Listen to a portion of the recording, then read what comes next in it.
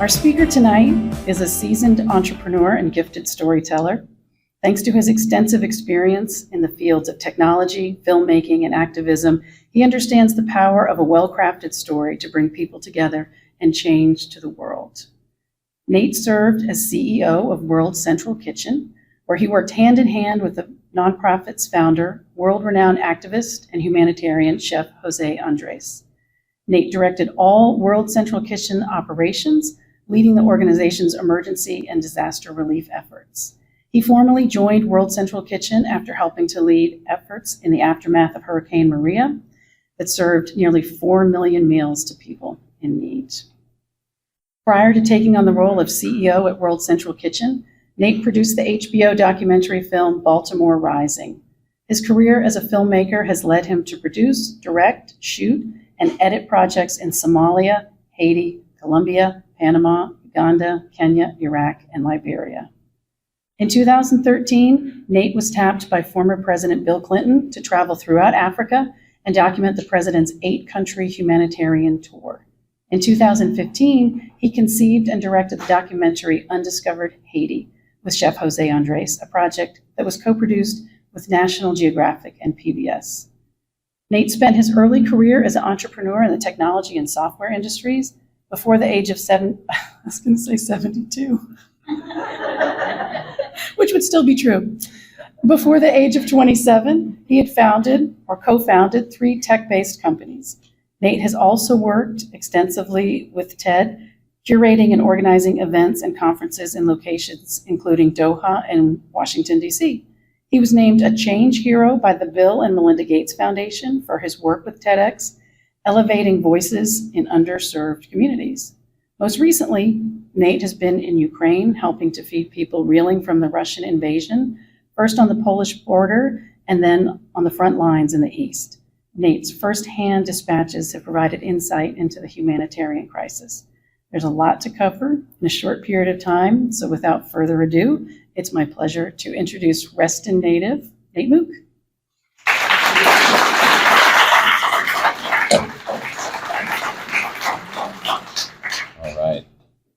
Thank you, Christina, and thank you to everyone who came here tonight. I'm excited to be back in Reston.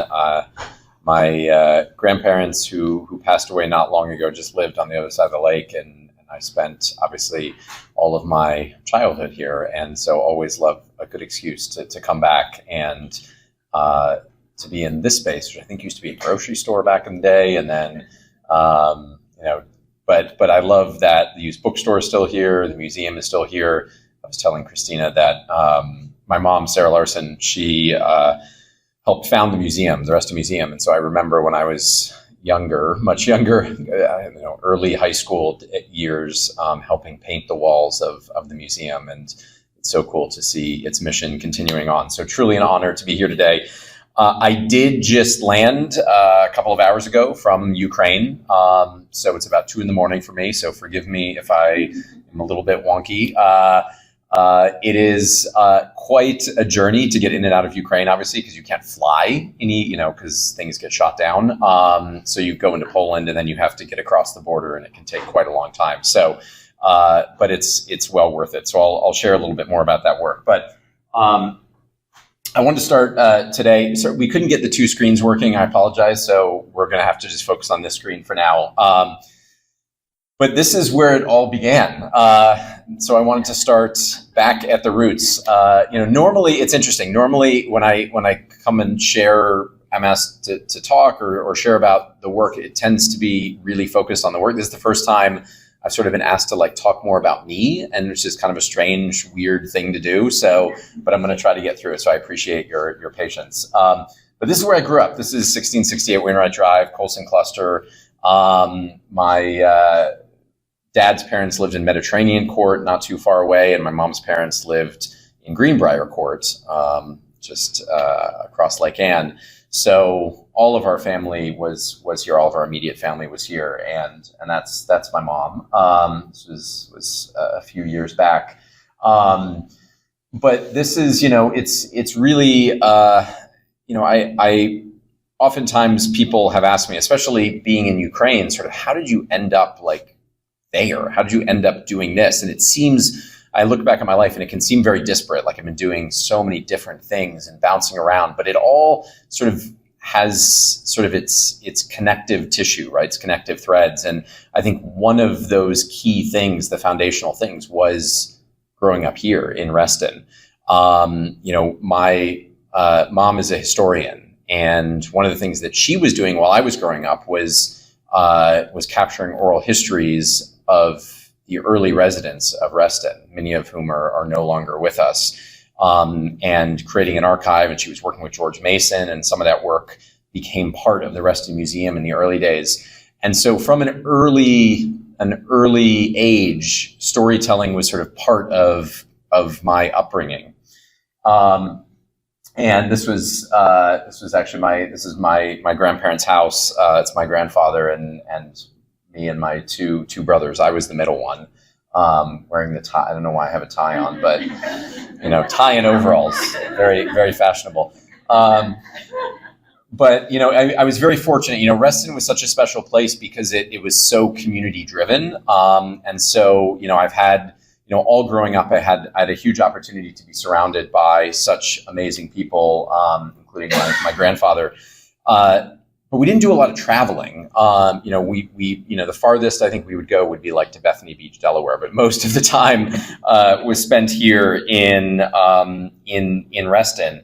But Reston was also a really interesting place at the time that I was growing up, because as I was sort of getting into my teenage years, it was also the beginning of the internet, right? And so much of the internet began right here in this area, right? Between this Dulles Corridor area. And so I, at a very young age, sort of became really interested in the power of technology. This is before everybody had high-speed internet connections. We were on dial-up at our homes, and I remember when I was probably in middle school or early high school, my dad came home and his law firm had given him a laptop, and he had no idea what to do with it. And he came home and he was like, "They gave me Yahoo!" And I said, "Here, let me take that from you. Don't worry, it'll be okay." And so that's how I got my first computer, my first laptop. And that was sort of the beginning of really trying to kind of see how I was able to see how technology can shrink the world and like interconnect us. And I thought it was such an incredible thing to that I could be, here I was growing up in Reston, and I could go on my computer after school and be talking to somebody in Australia, right? And hearing about their ideas and what they were doing. And it was such an amazing thing that I thought, this is there's so much opportunity here to do amazing stuff. So I was like, this is what I'm going to do. I'm going to be in tech. I'm going to do tech stuff. And so I went, this was the launch of Windows XP, actually, which surprisingly some computers still run 21 years later. But I got to, as Christine mentioned, I founded a website called Beta News when I was in middle school or early high school. And this was before there was blogs and Twitter and all of that stuff. But it was a really interesting way to tell the story of how technology, what was going on in the technology world, what was happening, and how were those changes going to impact us, and how we were all going to have computers in our house one day, and we were all going to have high-speed connections, and that was going to enable us, some bad things as we've learned, some downsides, but at the time, very optimistic upsides. But Reston and the surrounding community was a very interesting place because there was a moment in the mid-90s and late 90s where 75% of the internet traffic went through Northern Virginia.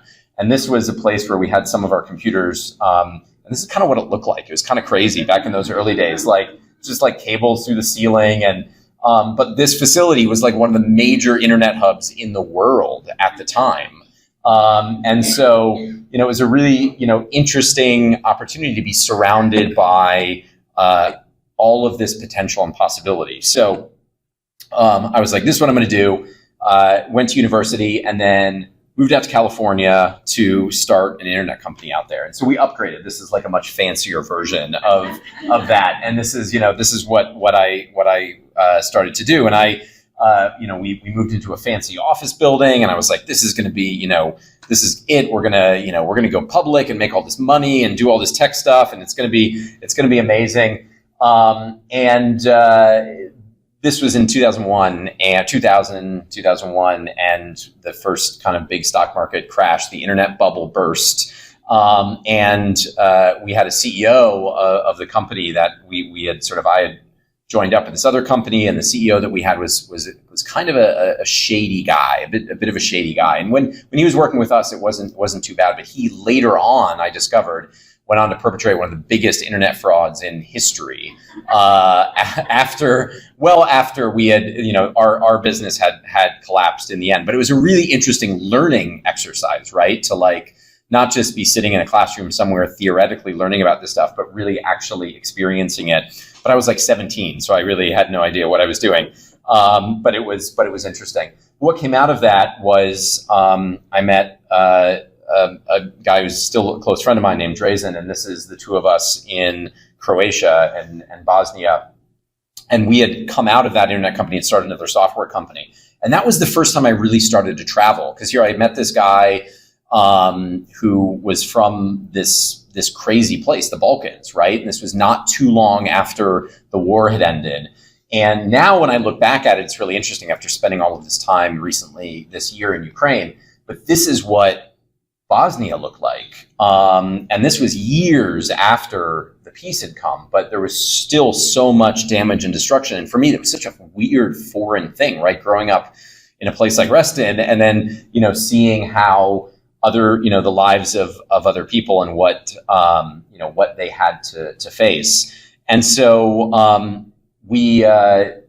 was like, we started the software company and really started to continue to kind of continue down on this tech path. I was knee deep in tech stuff. And I ended up starting to do more traveling around. I thought, this is amazing. I ended up moving out to Spain, living in Spain for a couple of years.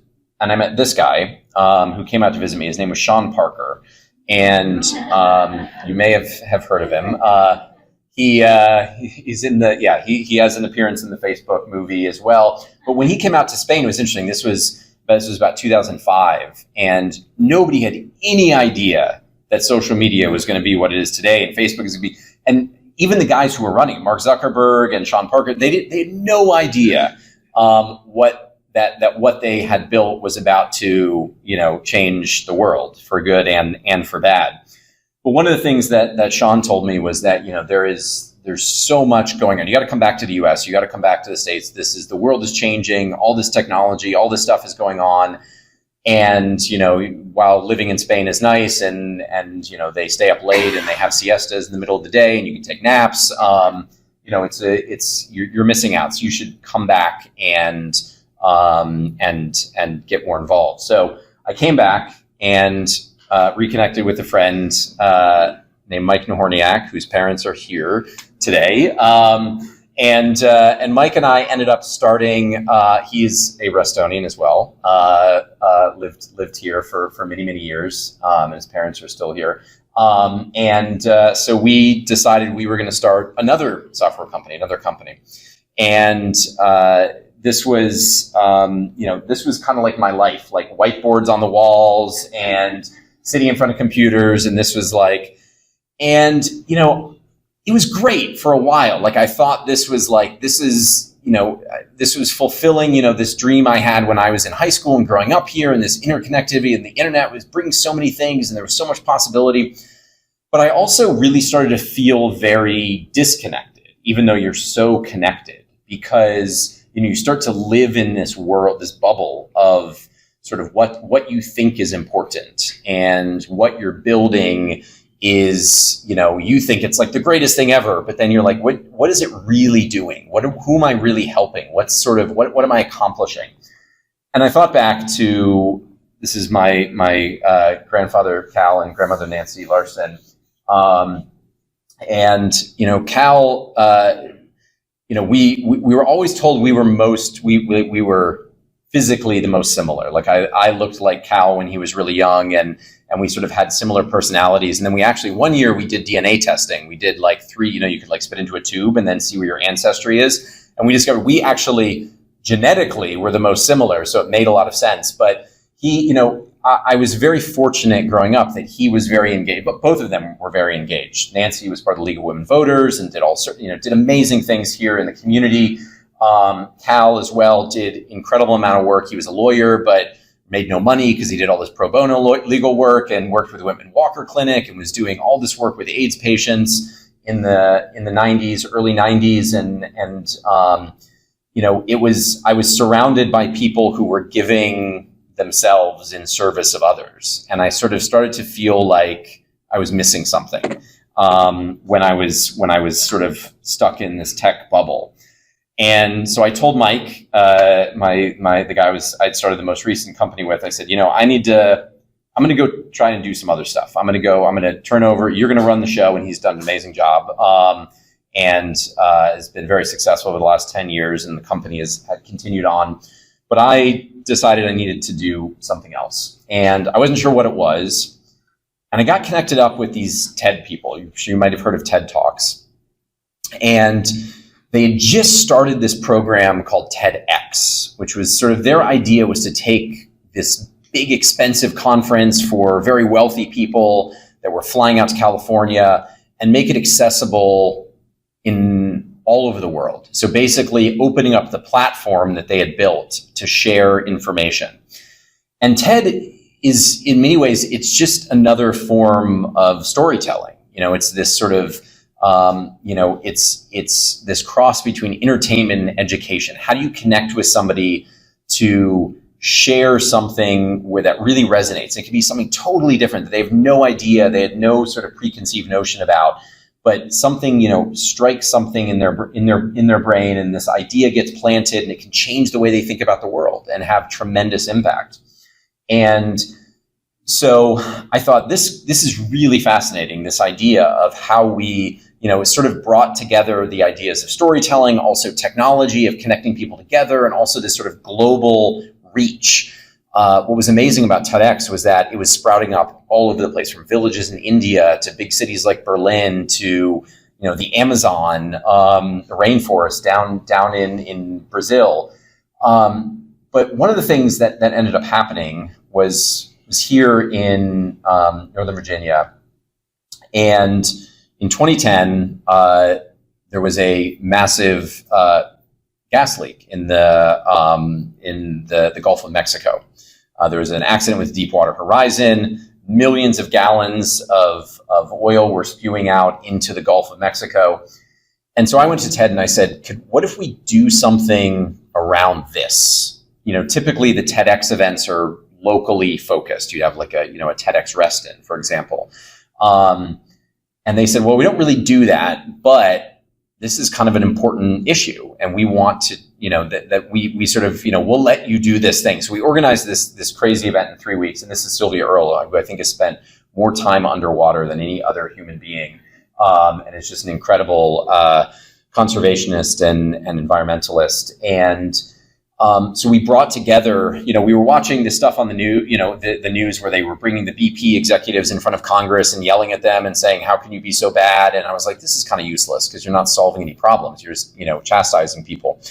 And so we organized this conference and brought together leaders from across. So brought together people from the energy sector, the environmental sector, brought together energy. I remember this is back in the early days of Tesla, and I actually emailed with Elon Musk before he kind of went off the rails a little bit. And he sent one of his early Tesla Roadsters to talk about the future of the electric vehicle. Back then everybody was like, the electric car had died, but he was trying to bring it back. And so we organized this event. And we also I asked some friends of mine to go down and document it. So they it was this crazy thing. We were able to get a private, we were able to get we were able to get a pilot down there who had friends who get the beacon. So he was allowed to fly out around, and they circled out, and you could see just these images were incredible, and they weren't letting any media out there or anything. And I had this proposed idea. I said, what if we could, figure out a way to harness all of this for good, like to do something good? And I was just chatting about Rotary Club, and one of the most amazing things that Rotary Club did years back is they decided they were going to help end polio. And so they, all of these Rotary Clubs all around the world focused on this issue and were incredibly successful at eradicating polio across much of the world and getting people vaccinated. And it showed what's possible when you have these networks of people, or you're able to activate these incredible networks to do incredible good. And this is sort of what we were thinking about with TEDx. So I had this idea that what if we could figure out a way to develop, sort of incentivize new technologies to clean up the oil. And we went to I went to this group called the X Prize that does these challenges where they fund these things. And they said, okay, we think we can do this. Actually, BP wants to put in $10 million to fund this, but they have to get the approval from the White House because they're in trouble for spilling all this oil. So BP went to the White House and said, hey, we want to do this thing, but we want to get your permission. The White House said, no way, because it's going to look like you're kind of just trying to whitewash what you did. It's like a PR fix. But then we were very fortunate that Eric Schmidt, the CEO of Google at the time, was home with his wife, Wendy Schmidt, and he was telling her about this kind of crazy idea. And she said, oh, well, I'll fund that. I'll put in $2 million. And we ended up launching this oil cleanup challenge. And two of the technologies that were developed out of this ended up getting commercialized, getting utilized. They're now utilized by Exxon and Shell and the oil companies. And it was such an interesting moment where I realized that, sometimes you can catalyze a tremendous amount of change, just by sort of taking that step, just by doing something and bringing together the right people in the right room and making it happen. So Ted asked me to go out, Christina mentioned Doha, to go out to Doha and lead what was to become this big summit of TEDx organizers all around the world. We brought together 750 people from 94 different countries. And it was a really interesting catalytic moment for the community to see how the reach and the interconnectedness. And in some ways, it was sort of the beginning of what was going to become my work with World Central Kitchen, because not only this is where I really got to know Jose for the first time, but also seeing the power of the people, right? Like not sort of people coming in from the outside and saying, okay, here's how you solve problems, or here's how the ideas, but ground up, that there are incredible ideas and people and initiatives and innovations that come from within communities, but very often they don't necessarily, transcend the local sort of the local place where they're coming from. And TED was a really interesting way to shine a spotlight and bring additional resources and support to that. So I ended up out in Doha, which then took me to start to work on TEDx events in other places. This is in Mogadishu, in Somalia. I went to Tripoli in Libya shortly after the fall of Gaddafi, and we organized a TEDx event in Tripoli. These are very symbolic as well. Like, not only are they ways to sort of shine a light on the amazing people. I remember when we announced we were doing an event in Mogadishu, it changed the story about a place that people had assumed was just a failed state, was just a bunch of warlords. And maybe you've heard of the movie Black Hawk Down. Like, this is the image we have in our head of a place like Mogadishu. And yet there's incredible people doing incredibly entrepreneurial things and survived 20-something years of kind of being left in this place. And so, having this ability to shine a different story was amazing. We were from Mogadishu. We were in Al-Shabaab.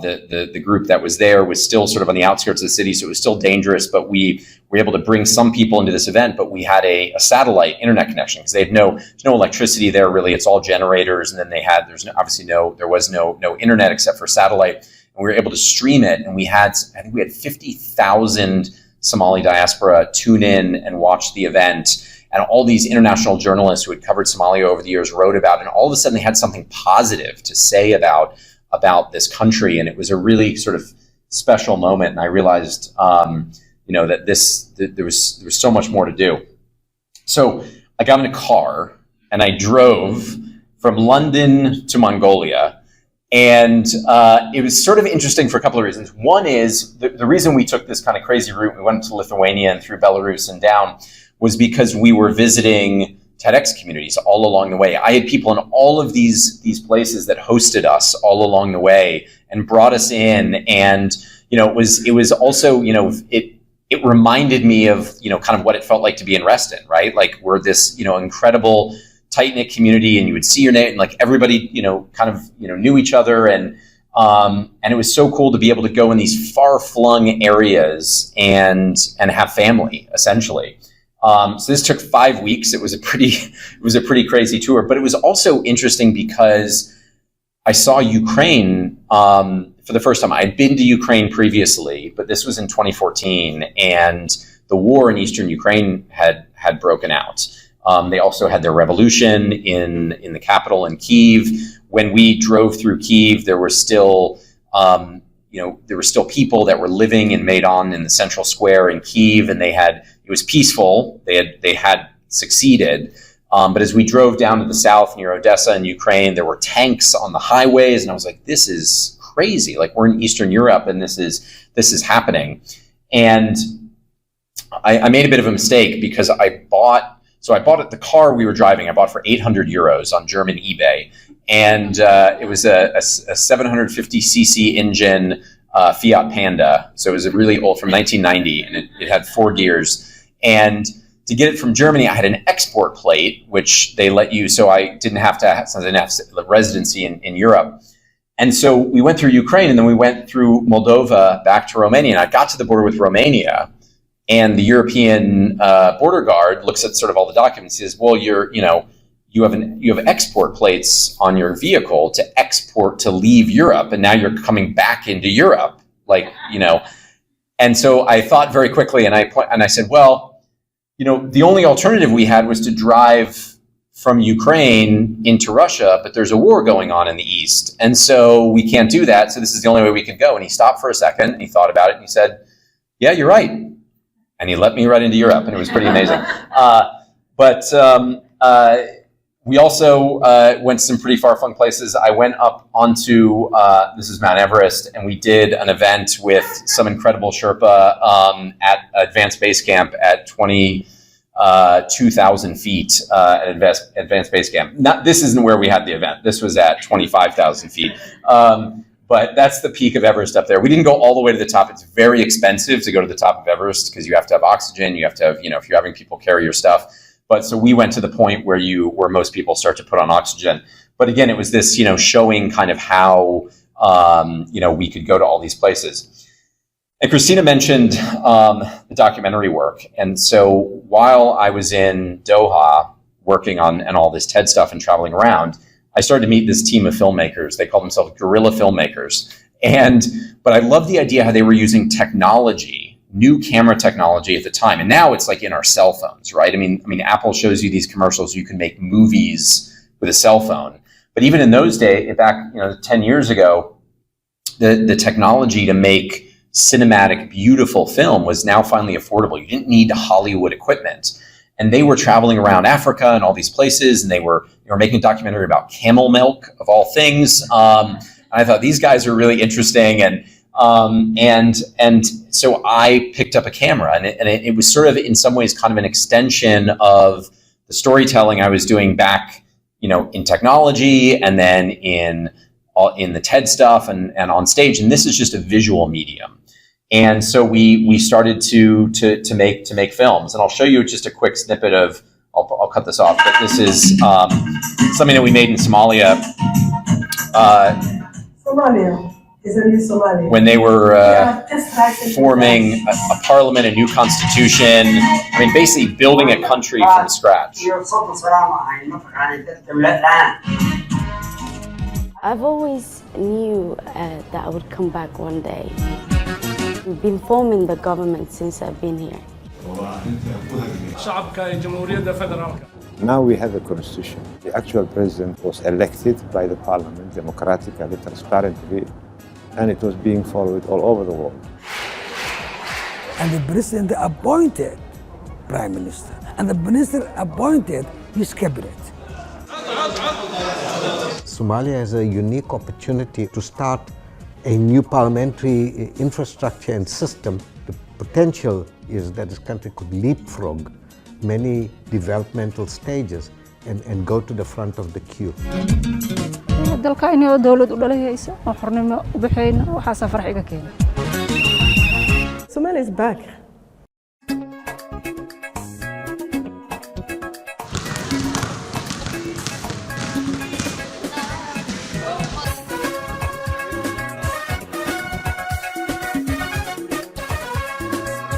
Every day of peace, every day the guns are silent is an important day, is a historic day. kan gadaashaada oo kale aad ka arkaysid geed ayaan sawirnay waxaan ku qornay dawladda rasmiga ah geedkii marka geed waa taqaanaa haddaan la waraabin dhinacyada laga joogin dadweynuhu aysan ka joogin dawladda ma hirgelayso dawladdana waxaa laga sugaa waa shaqo abuuraysa nabadgelyadii caafimaadkii tacliintii waxyaaba saas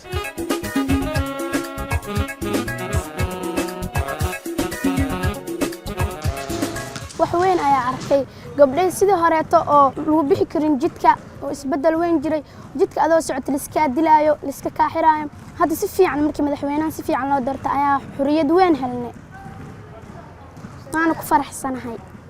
The life is not stagnant. The life has to be changed. Sometimes the graph, it doesn't stack one place. It has to go down, it has to go up. We went down and now we are going up and up and up. شركة جبا خير جبا شيدان كجبا